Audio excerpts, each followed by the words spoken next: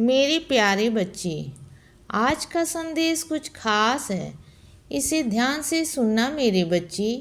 मेरे बच्चे, मैं तुम्हारे घर के सदस्य जैसा नहीं हूँ, बल्कि तुम्हारे घर का सदस्य हूँ मेरे बच्चे। तुम मुझे सदस्य जैसा मत समझा करो, सदस्य ही समझा करो। जिस तरीके से तुम अपने परिवार के साथ नाश्ता करते हो, खाना खाते हो, घूमने जाते हो, उस तरीके से मैं भी तुम्हारे साथ चलता हूँ। मैं भी तुम्हारे साथ खाना खाता हूँ, चलता हूँ, घूमता हूँ। जहाँ तुम जाते हो ना, तुम्हारे साथ साथ तुम्हारी परछाई बनकर तुम्हारे परिवार वालों के साथ रहता हूँ बच्चे। सुन रहे हो ना? और सुनो, तुम ना मेरे होने का एहसास कर भी पाते हो और कभी कभी तुम्हें लगता है कि मैं नहीं हूँ, लेकिन मैं हमेशा तुम्हारे साथ चलता हूँ।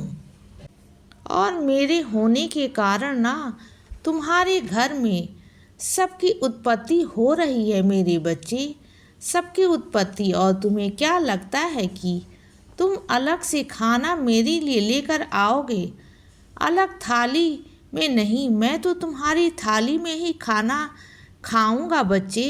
वो कोई जूठा नहीं होता मेरे बच्चे।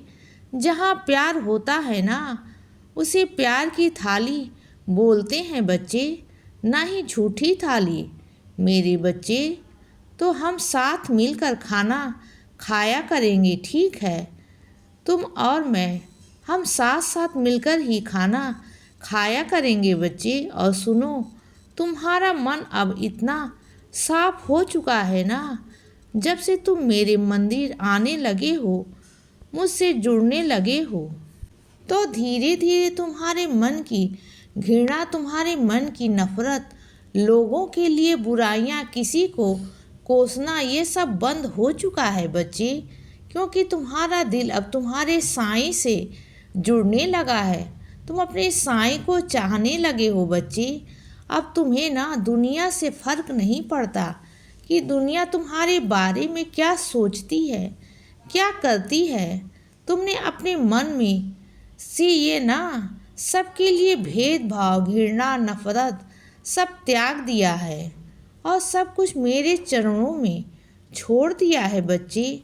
अब तुम्हें लगता है कि बाबा है तो सही है, बाबा सब कुछ सुलझा लेंगे, बाबा सब संभाल लेंगे और सब कर लेंगे। तो हाँ, यह सब बात सच है बच्चे। मेरे बच्चे, मैं सबको संभाल लूँगा, मैं सब कुछ कर लूँगा।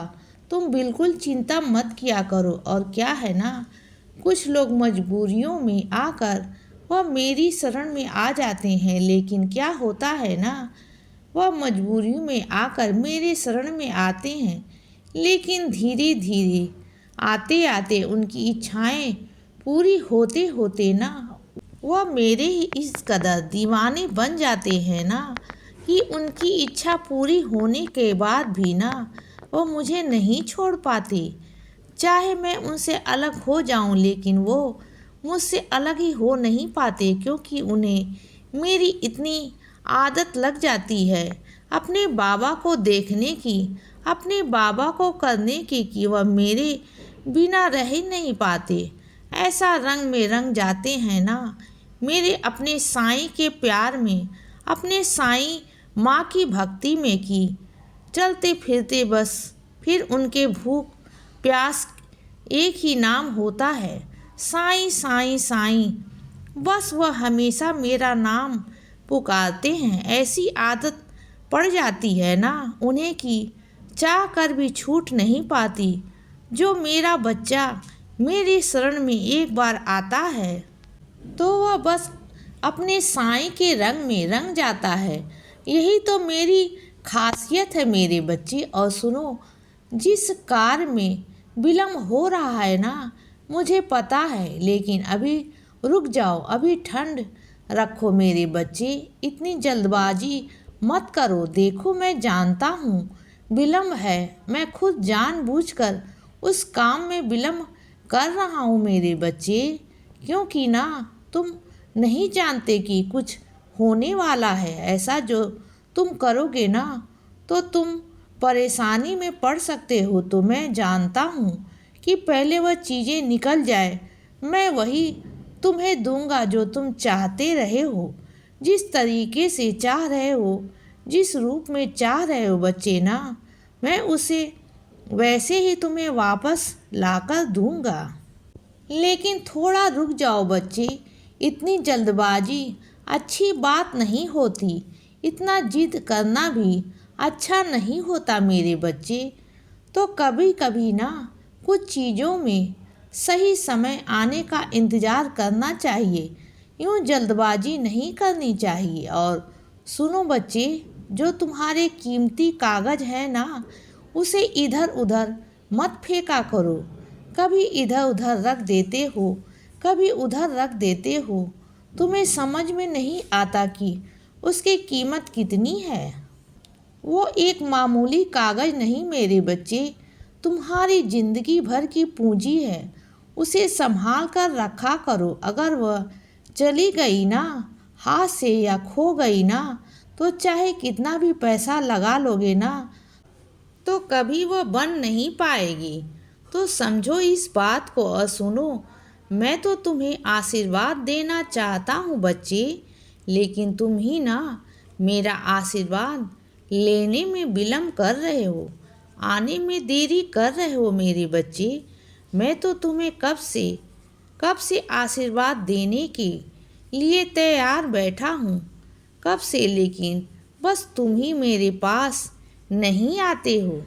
तुम आ जाओ मेरे पास, मैं तुम्हें आते ही ना इतना सारा आशीर्वाद देने वाला हूँ ना, बहुत सारा आशीर्वाद जिसके बारे में तुमने सोचा भी नहीं होगा मेरे बच्चे, कल्पना भी नहीं की होगी कि साईं मुझे आशीर्वाद देंगी।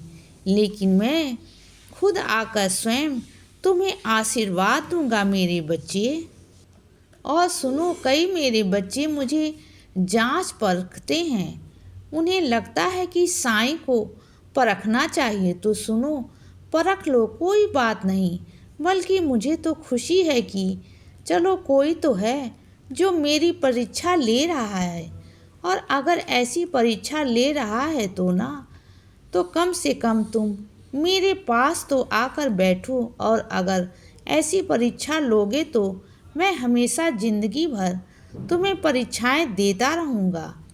कम से कम तुम इस बहाने अपने साईं के पास आकर तो बैठोगे ना। इसीलिए बच्चे, सदा खुश रहो और हमेशा मुस्कुराते रहो। मेरा आशीर्वाद हमेशा तुम्हारे साथ है बच्चे। अब सुबह हो गई है मेरे बच्चे, सुप्रभात।